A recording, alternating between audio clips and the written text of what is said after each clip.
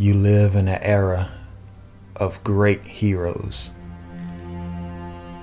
which mean there are also villains that want to take down those heroes.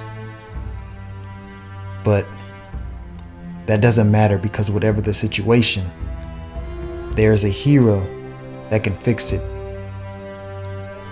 There's a hero that will never back down, standing tall in the face of evil.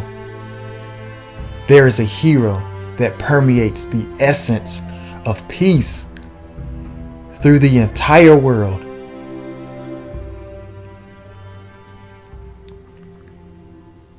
What happens when that hero no longer exists?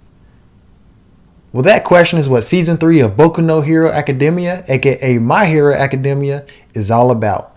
So stay tuned of my overview of the show on my new episode of Let's Talk Anime.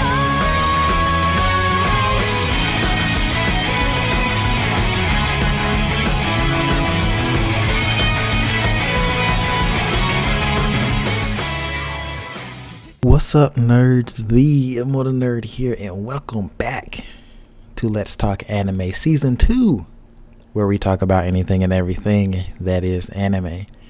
And I also want to say welcome to all my listeners out there on SoundCloud. Yes, you heard me right. Those of you on YouTube, I am now on SoundCloud. It is something new that I am doing. I do want to branch out on different platforms. Especially with Let's Talk Anime, because that is something that I've always wanted, LTA to be a type of podcast, especially open discussion type broadcast because, or podcast, broadcast / podcast. Anyway, but as in my, intro phrase, where we, emphasis on we, talk about anything and everything that is anime, and then pretty much all of my episodes for LTA, it's just me, but I pretend I'm around everybody, and I'm being different personalities. How about that? But I wanted to make LTA an open discussion type, but again, for right now it is just me. But eventually and hopefully I'll be able to get on some some guests, maybe from my viewers, or some of my friends of mine from over at McBlam Entertainment. We will have to see. So hopefully my first go around at this for a podcast will be okay, and I hope you guys will stick around to hear me get better, because you can't see me. But those of you who have been watching on YouTube see me get better at what I'm doing. So we're going to go ahead and get into what this video is supposed to be about.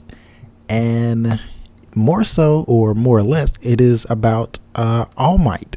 He is going to be the focus of my overview of Season 3 of Boku no Hero Academia, aka My Hero Academia.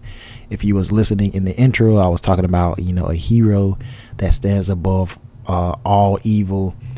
And, no matter what type of situation that they're in, they always come out on top. But one day they can no longer be that, that pillar, that symbol of peace.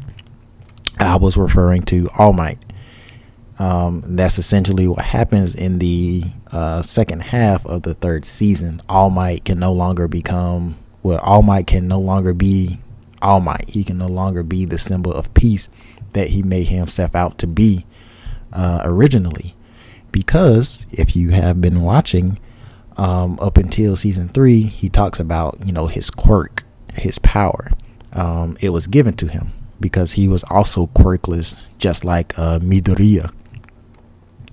So yeah, those powers, let me get it right, one for all, was given to him from his predecessor, and he now gave them to Midoriya.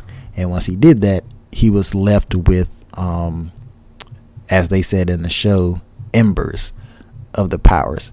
So if he kept using it, it was going to go out eventually. And that's what happened when he faced off against his nemesis, All for One.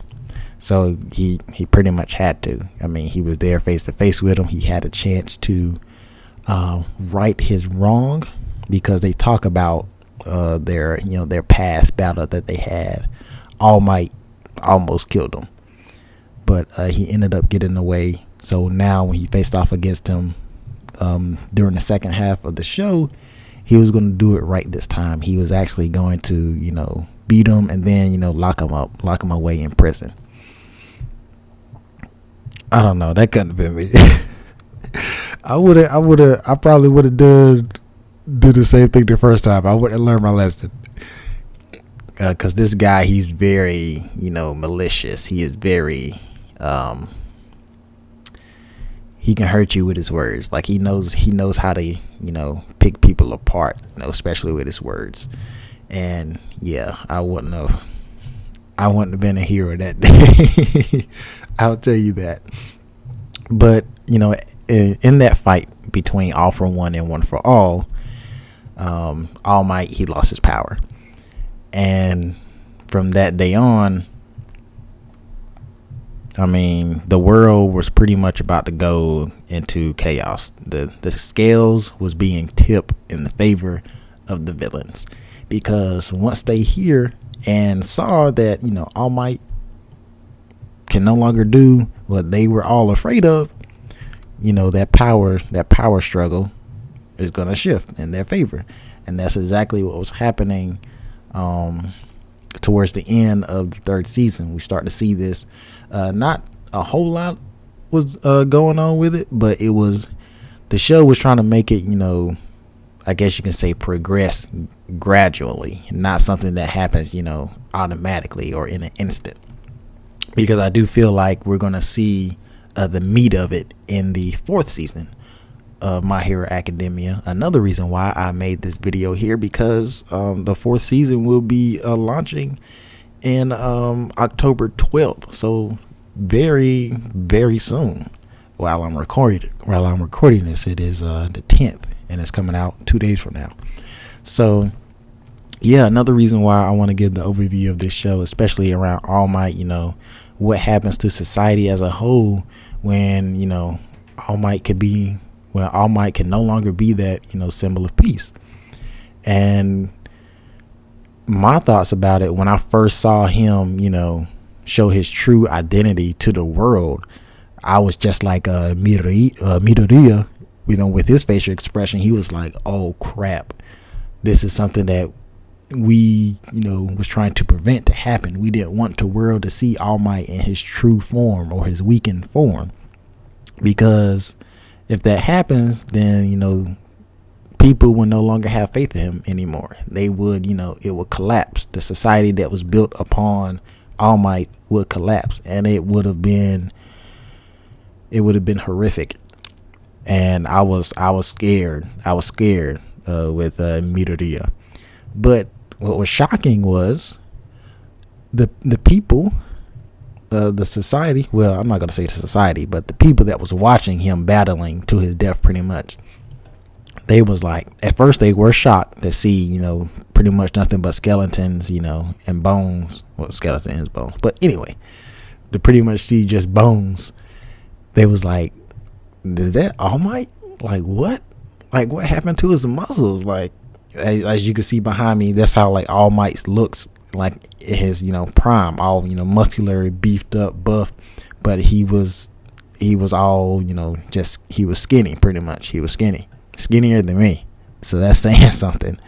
And they was like they couldn't believe that was All Might. They was like, no, All Might is this swole dude, like who is this guy? But then once they start pretty much realizing what the situation was, they was like, look, we do not care if this is All Might, then that means this is All Might, no matter what he looked like. All Might saves the day always. So we cheering for you, we rooting for you, All Might. Get the job done, do this, because we're scared right now, we need you. And Midoriya, he was feeling this because he was surprised, just like I was surprised at the reaction of the people, because he thought it was going to be one way, but it turned out to be another way for the better. And he felt the emotion all around him, and he just couldn't help but to cheer on as well. And I did the same thing internally, not externally.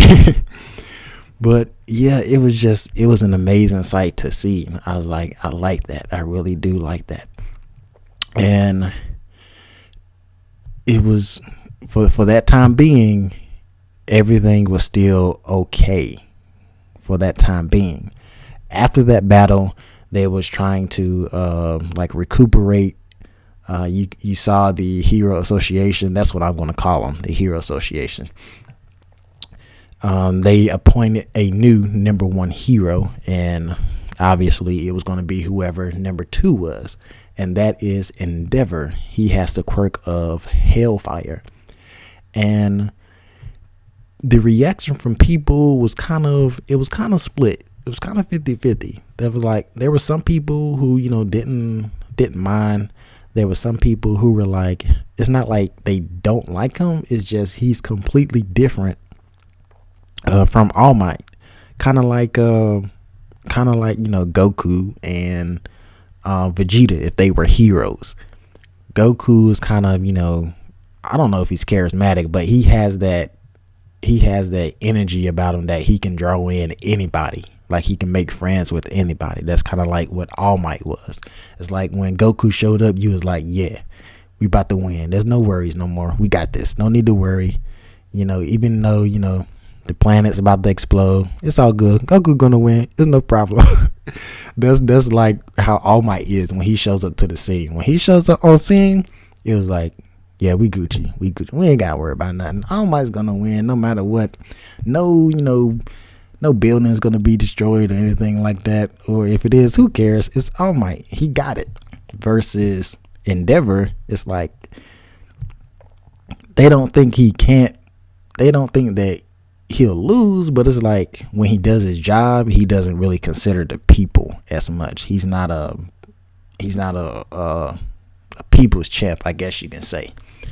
And like, some people don't like that about him. Like he needs to be more, he needs to cater more towards, his fans, because there's a lot of people, that look up to these heroes, obviously.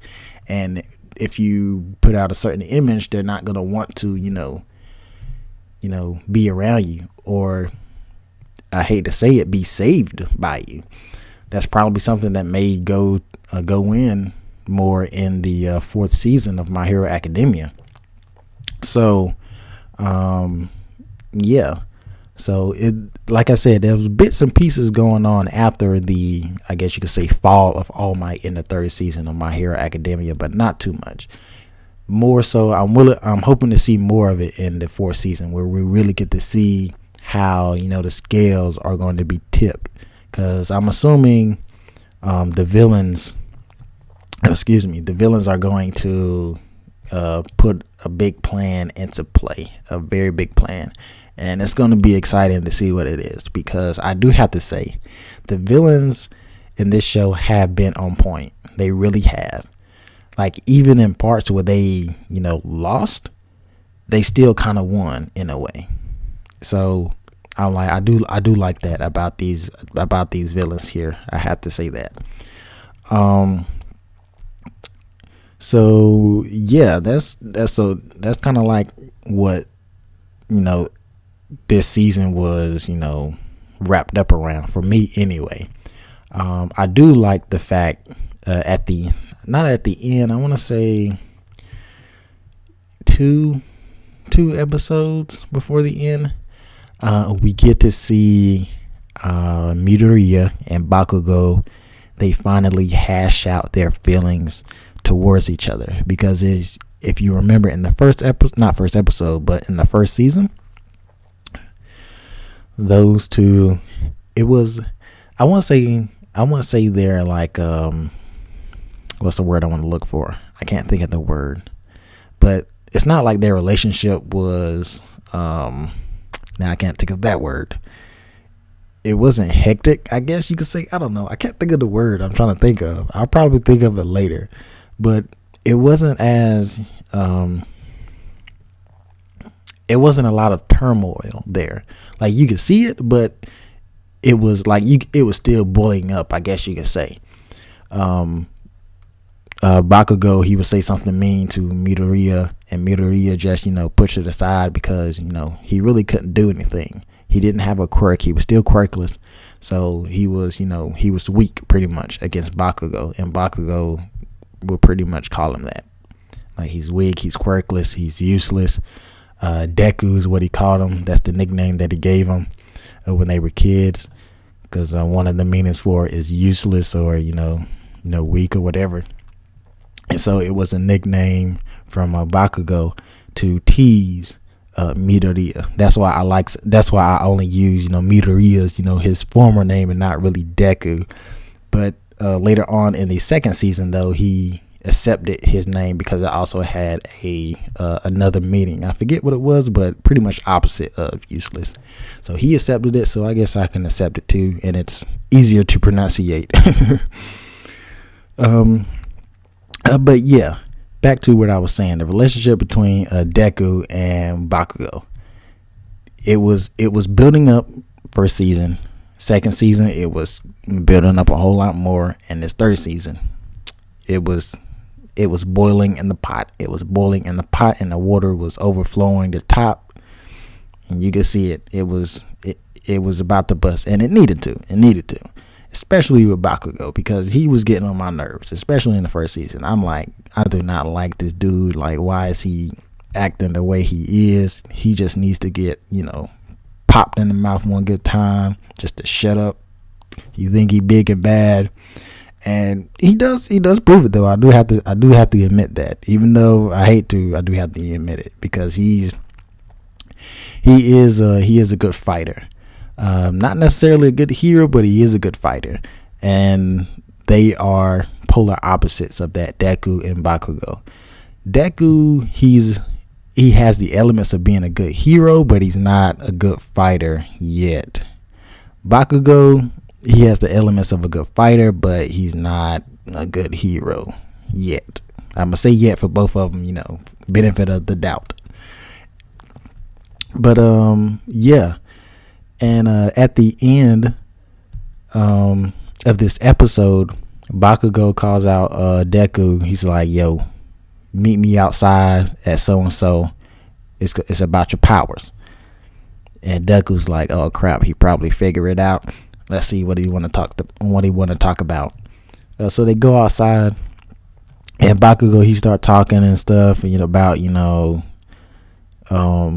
All Might losing his powers and all of that, and he would start saying that it was his fault and all of this, and he was keeping all of those feelings inside, and if he was just stronger, if he wasn't weak, that probably wouldn't have happened. And why did All Might give his power to Deku, somebody who was weak, and all this other stuff? And it was crazy. And Bakugo was like, yeah, we gotta fight, son. We gotta fight, cause I can't deal with this anymore. I don't know what else to do. We gotta fight, man. We gotta fight. And Deku, he was like, Gachan, chill out, man. Just chill. I mean, it's all right. It's all right. Just stay cool. If Bakugo was like, nah, bro, shut up. Put your hands up. Catch these ones. Let's go. And they had to do it. Still, Deku, he still didn't want to fight him, even though Bakugo was, beating him up for a minute. But then Deku was like, all right, you know what? I'm tired of this. I'm tired of your crap, man. Let's do this. And they both start going in. And it was a crazy fight. I was like, yes, let's go. I was like, Deku, you better beat his ass. Sorry about the N word there, but I mean, when I really get into it, my true self comes out. But I was like, yes, I like Deku, beat his ass. I hate this dude so much. Beat him up. Finally beat him up. Shut his mouth. But Bakugo, he wins. He wins that little bout. And I'm like, man, dang it. But I was like, yeah, it makes sense, because again, Bakugo, he had his quirk for like what, 5 years. He had a 5-year head start versus Deku, where he got his powers right before he was graduating middle school to go on to high school. So yeah, it was foolish of me to think that Deku was going to win, but I mean, hey, I can dream, can't I? I can dream. And that was the end of that episode. They got, punished for that. But during that time as well, so yeah, they got put on punishment, pretty much like house arrest. Deku 3 days, Bakugo 4 days since he started the fight.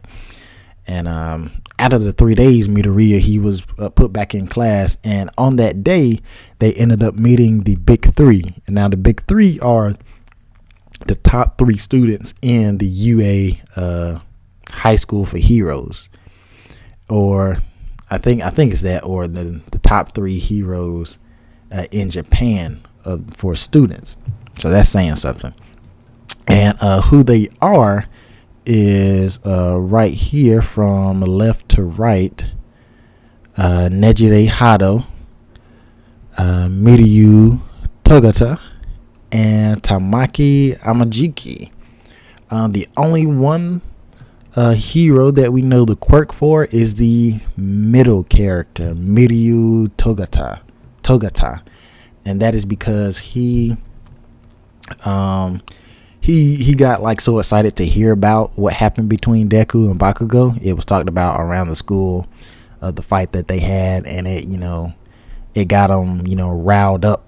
So while those 3 was trying to explain like what it's like to actually work with a hero, like being sidekicks and all that stuff, he was like, it's better if I show you.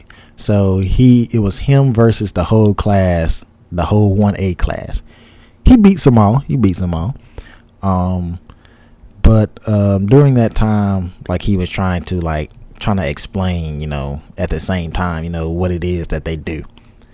And, at the end, after they got their butts handed to them, they was like, man, your quirk is like pretty much, invincible. It is 100%, unbeatable.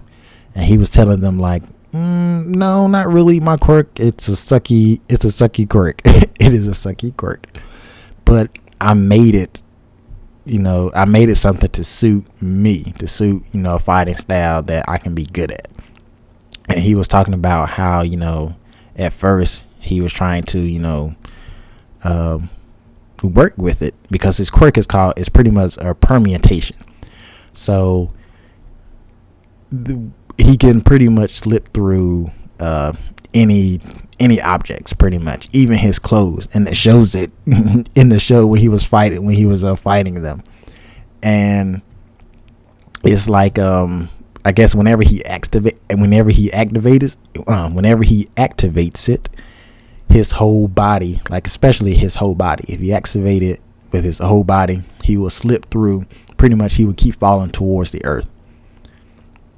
And whenever he cuts it off, you would think he would stay wherever he's at, but no, how it is explained, he's pretty much being layered on top of different elements, and you can't have that. You can't be layered on top of atoms can't be layered like that. So he get forcibly pushed up or out of whatever he slipped into.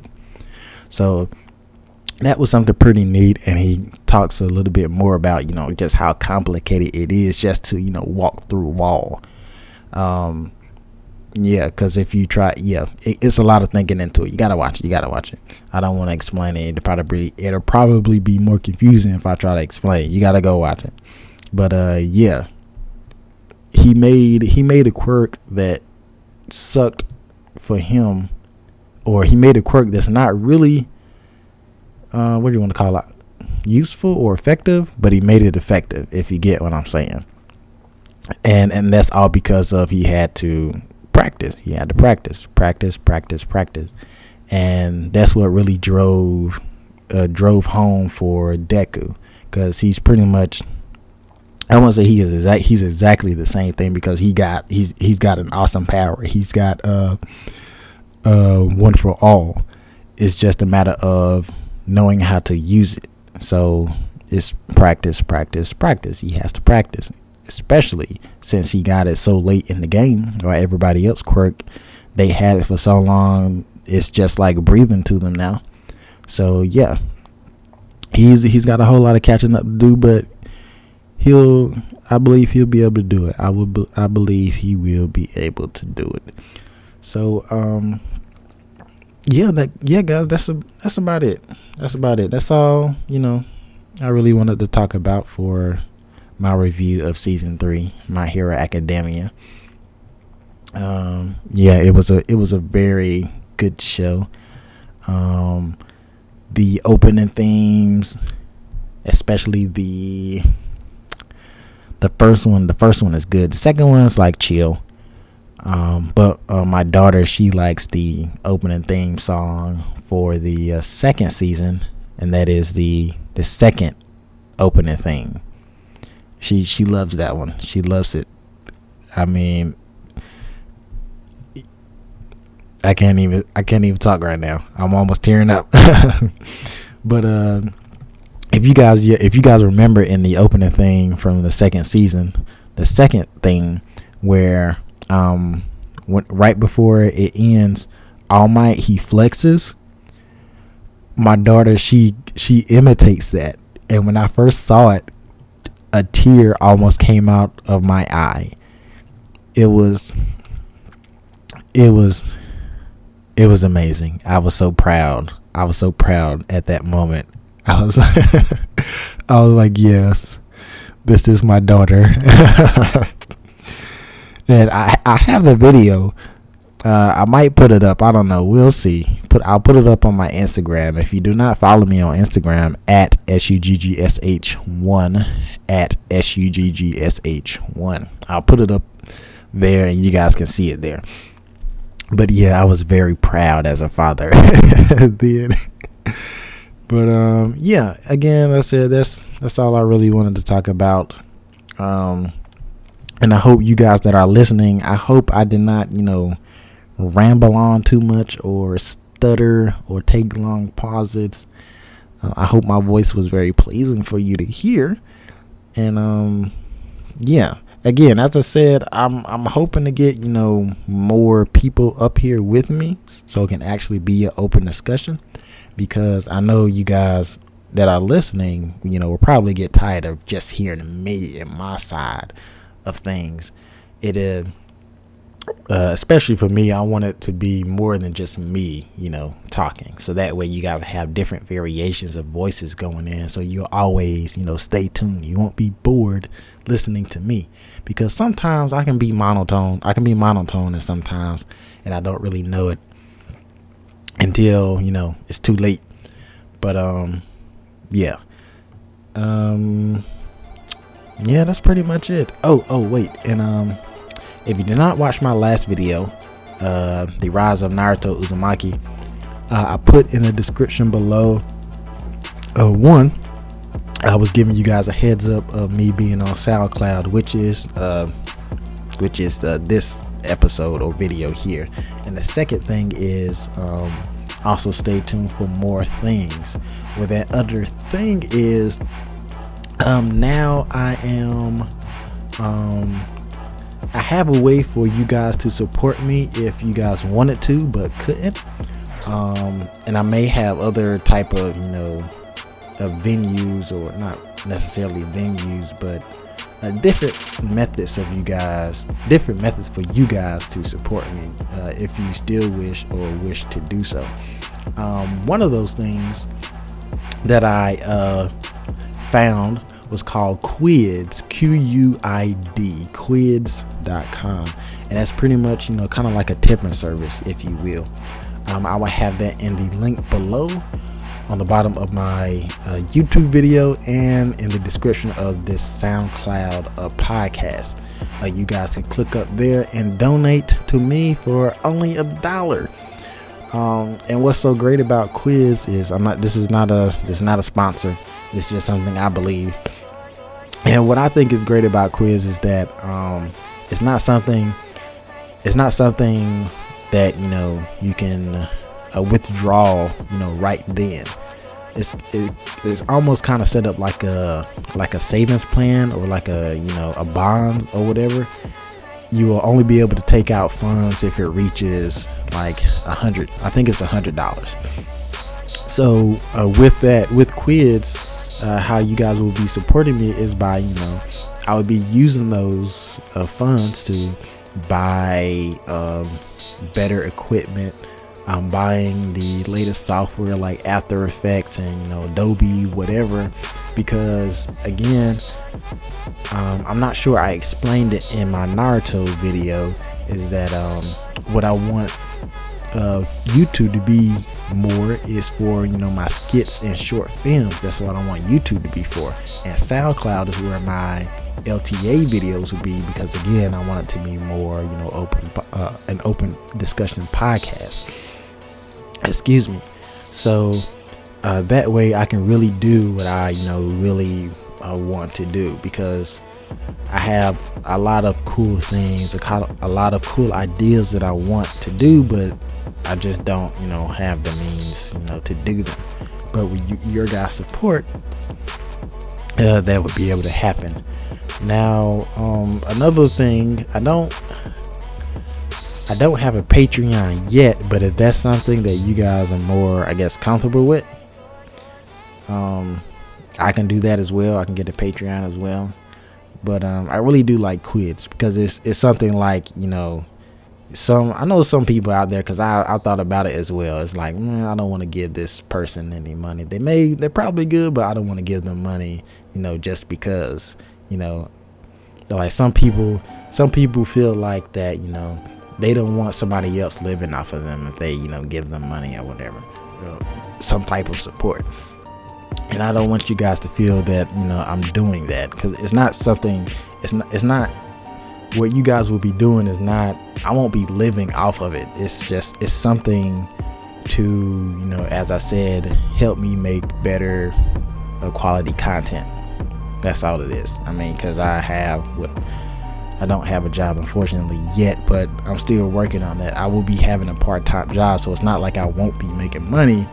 It's just that I won't be making enough to, you know, get me to where I need to be. So with your support, with whatever I'll be saving up, we will get there.